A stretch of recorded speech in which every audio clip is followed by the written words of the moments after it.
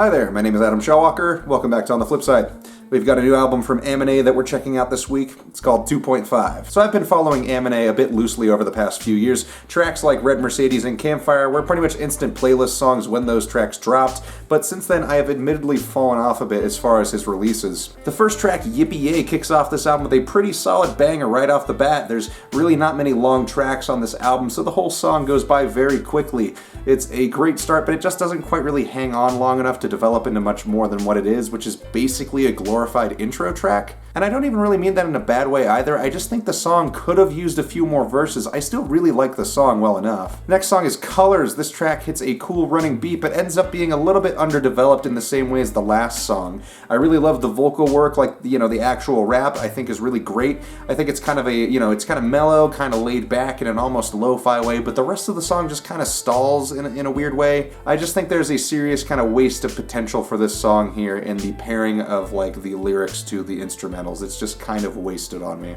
Up next is Neo. This one, right off the bat, is kind of rolling with the sound from like a couple of years too late top radio hits. If it had dropped in like 2018, I think this would have been a really big song, but as of right now, it's just kind of stale. I want to like it more, but it is just a little bit of a tired sound. Next song is Okay With Me, which as far as the songs in this album go, this is by far some of the best material on this project. I think with the way this album sounds and the directions it goes, this is kind of the best case scenario for a good song here. I think the whole song is benefited by the simple and short approach to the whole songwriting process. I mean, there's a lot of material here that just kind of feels like snippets or unfinished tracks, but this one actually feels like there's the intention of the song that is kind of wrapped up neatly in one quick go. I really like this song. Next track is Diddy Dum Da Da. This song has a pretty calm piano loop combined with some 808s for the backing track, which at this point is getting really, really predictable. I like some of the lyrics here too, but I can't really drag my mind away from the fact that this is, this song again just doesn't even really feel finished.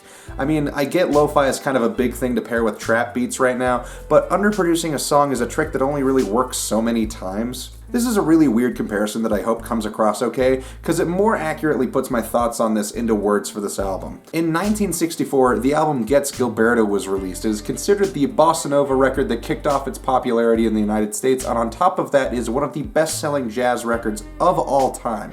If you've listened to bossa nova or jazz samba, you'll know that there's not really much to its sound. And with that album being such a massive hit, it created a listening market that ate up bossa nova records.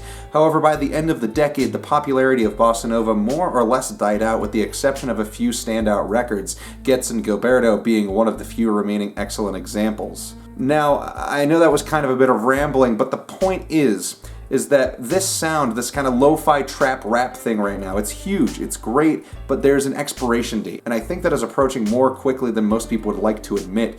There's lots of songs that I've listened to like this, and lots of new artists who are embracing the sound, but it concerns me because of how pervasive this whole thing is getting. I'd be willing to bet that in the next 2 to 4 years, this style of music either gets completely flipped on its head, or ditched for another initially innovative but ultimately kind of futile sound.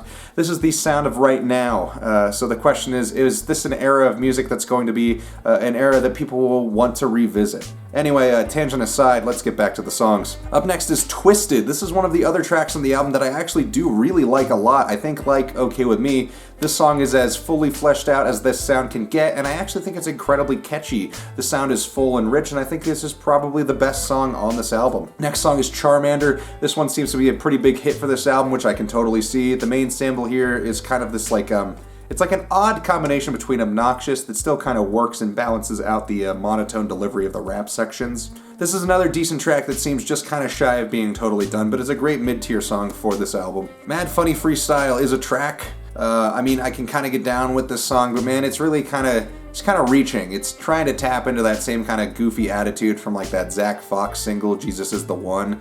Quality-wise, it's just a little too forgettable in the long run, and even with this album's meager 26 or so minutes of runtime, this song probably would have been better left off on a hard drive instead of being dropped. Next track is Van Gogh. This song, beat-wise, is way closer to some of the older stuff Amine has dropped, but it's really obvious that this is some kind of mid-shelf stuff.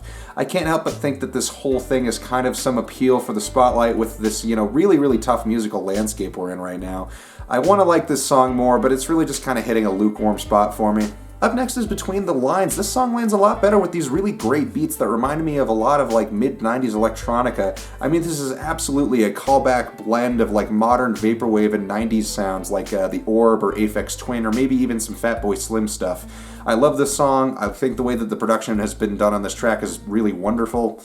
Up next is the song Shit to Luz. Not sure if that's, the proper way to say it, but whatever. This song is kind of hitting a much more confident stride in the way that I was saying that some of the earlier songs had been hitting this very commonplace lo-fi trap rap. This is kind of doing the exact evolution I was hoping for. If this is a sound that Amine continues to pursue, or even if this is a sound that other artists take a note of and start pursuing, that this is going to be the next kind of baseline for modern rap and even pop. I think this is a really, really standout track. Final track is Meant to Be. This song is a little bit of a letdown as far as final songs go. I like the synth work on this song, but this is kind of it trips back onto the now kind of sound. It's like backpedaling from Risk, and I'm a little bit bummed that this is how the album decided to leave us off. So I think that this one's a little bit difficult for me. There's a very, very mixed bag of tracks here. I found myself absolutely loving some of the material on this record, but there was just a lot of baggage that was just kind of completely unnecessary.